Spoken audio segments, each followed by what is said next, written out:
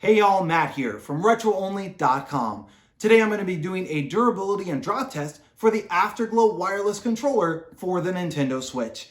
In this video, I'm going to be doing a drop from my balcony onto the ground, onto plywood, and then also onto concrete with this controller to see how it survives. So let's go ahead and hop into that drop test now.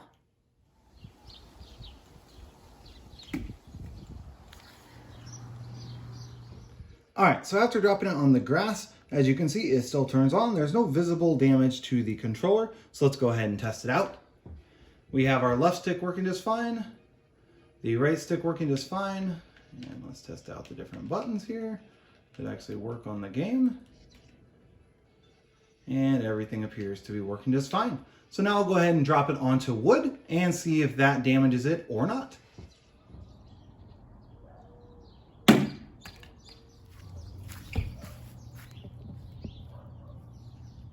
All right, so onto the drop on the wood. As you can see, this popped off, but I don't believe it was broken. I think it just popped off. Yep, and it popped right back in there. So it does pop right back in, but that did pop off when dropping. So that's something to keep in mind. Left stick working fine. Right stick working fine. And that pad is still working fine as well, despite the fact that it popped off. I was able to put it right back on as well. So now what I'm going to do is I'm going to go ahead and drop this onto concrete, see if it survives that.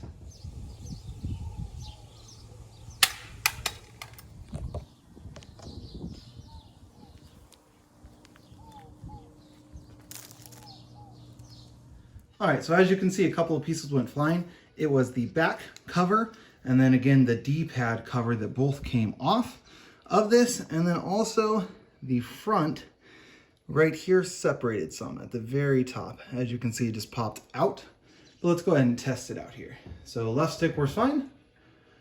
Right stick works fine. There's the Y button. And make sure the pad works if it does. So as you can see, everything still works despite this one definitely being the most fragile so far of the ones that we've tested. The back does clip right back in, as does the D-pad, but this up here at the top is still separated, as you can see there. I'm sure you'd be able to push that back in if you wanted to finagle it, if you wanted to mess with it. I'm sure you would be able to do so.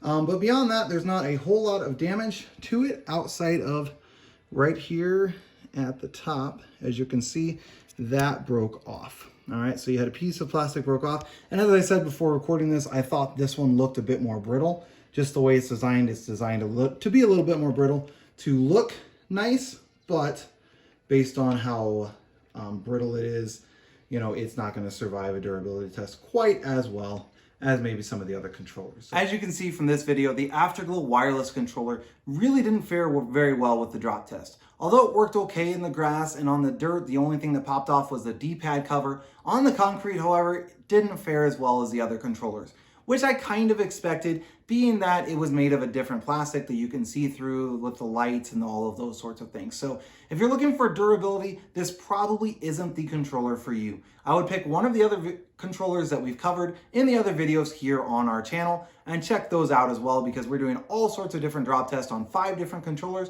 And then I also do have a big video that covers a full review of those 5 different controllers, including the Afterglow as well. I hope this video has been helpful to you. Again, my name is Matt from RetroOnly.com. Have a great rest of your day.